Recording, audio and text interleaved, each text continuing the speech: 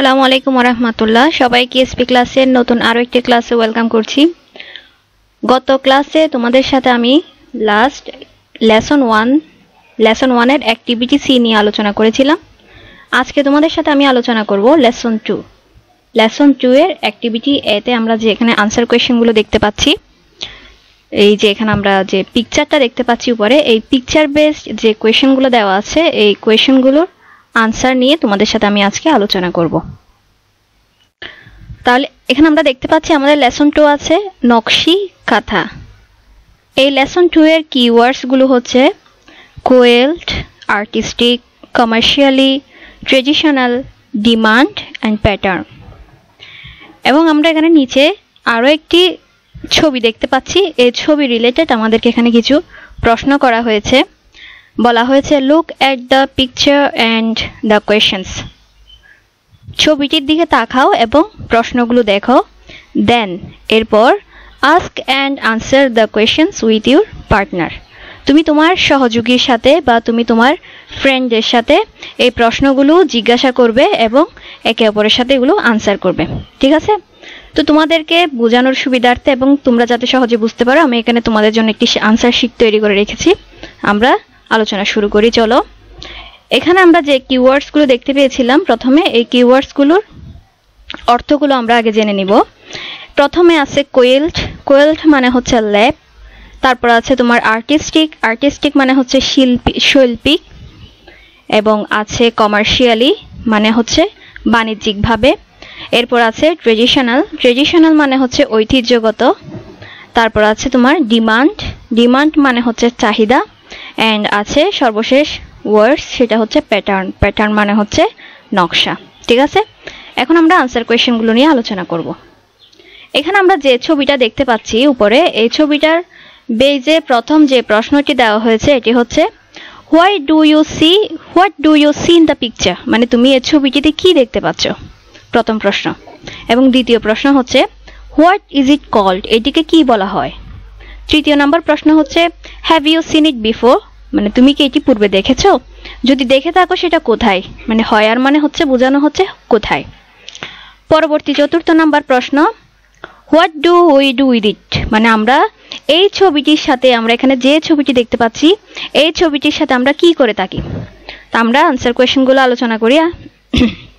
প্রথম প্রশ্ন what do you see in the picture. What do you see in the picture? I see a beautifully designed piece of fabric with intricate patterns which looks like traditional embroidery. আমি এখানে এই প্রশ্নের উত্তর তোমরা এভাবে লিখতে পারো। আমি তোমাদেরকে এক্সাম্পল স্বরূপ এই আনসারটি দিয়েছি।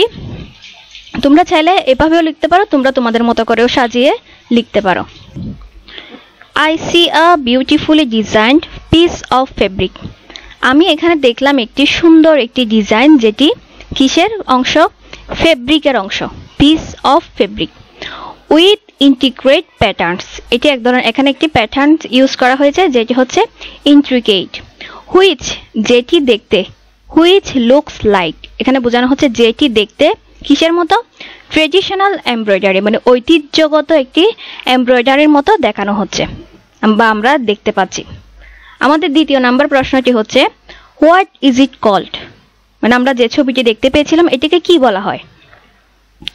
আনসারে তোমরা লিখতে পারো ইট ইজ কল্ড নকশি কাঁথা। ইট ইজ কল্ড নকশি কাঁথা। এখানে তোমার এনটা থাকবে, কিন্তু এনটা কি হবে না? উচ্চারিত হবে না। ঠিক আছে? A type of embroidered কোয়েল্ট made in Bangladesh and India. এই ধরনের এমব্রয়ডারি ল্যাবগুলো, আমরা কোয়েল্ট মানে কি বলেছিলাম? কোয়েল্ট মানে হচ্ছে ল্যাব।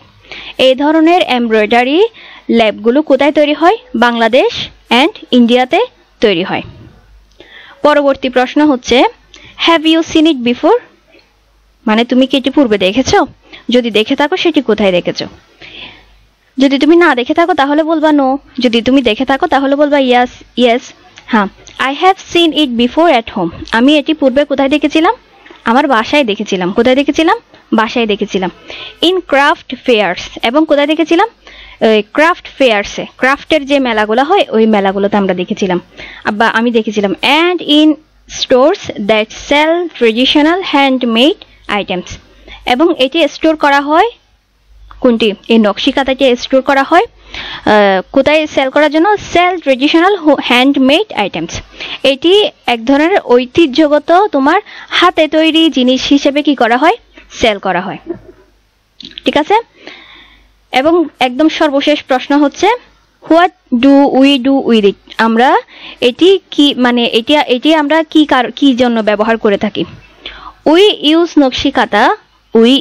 নকশি খাতা আমরা নকশি খাতা ব্যবহার করে থাকি অ্যাজ আ কোয়েল্ট ফর র্যাম্প আমরা ল্যাব কি জন্য ব্যবহার করে থাকি গরমদায়ক একটু অনুভব পাওয়ার জন্য আমরা কি ব্যবহার করে থাকি ল্যাব ব্যবহার করে থাকি তা লিখতে পারো উই ইউজ নকশি খাতা অ্যাজ আ হিসেবে এখানে অ্যাজ আ মানে হচ্ছে হিসেবে কোয়েল্ট for ramp home decoration and sometimes as a gift for special occasions তাহলে আমরা কিসের কি কারণে এই নকশি খাতাটি ইউজ করে থাকি cold for warmth তারপর হচ্ছে home decoration and sometimes and মাঝে মধ্যে আমরা as a gift আমরা উপহার হিসেবে ব্যবহার করে থাকি ফর স্পেশাল অকেশনস বিশেষ কোনো অনুষ্ঠানে আমরা এটি উপহার হিসেবে অন্য কাউকে দিয়ে থাকি ঠিক আছে এভাবে তোমরা আনসারগুলো লিখতে পারো সর্বশেষে তোমাদেরকে একটি কথা বলতে চাই যদি তোমাদের শীটগুলো যদি প্রয়োজন হয় এই আনসার শীটটি যদি তোমাদের প্রয়োজন হয় আমাদের ফেসবুকে ইএসপি ক্লাস অফিসিয়াল গ্রুপ নামে একটি গ্রুপ আছে ওই গ্রুপে তোমরা জয়েন হয়ে নিতে পারো ওইখানে তোমরা এই শীটটি পেয়ে যাবে আজকে এই পর্যন্তই নেক্সট ক্লাসে আমি তোমাদের সাথে আলোচনা করব এখানে যে অ্যাক্টিভিটি বিটা দেওয়া হয়েছে অ্যাক্টিভিটি বিটা নিয়ে নেক্সট ক্লাসগুলো পাওয়ার জন্য অবশ্যই এসপি ক্লাস চ্যানেলটি সাবস্ক্রাইব করে রাখবে আজকে এই পর্যন্তই খুদা হাফেজ আসসালামু আলাইকুম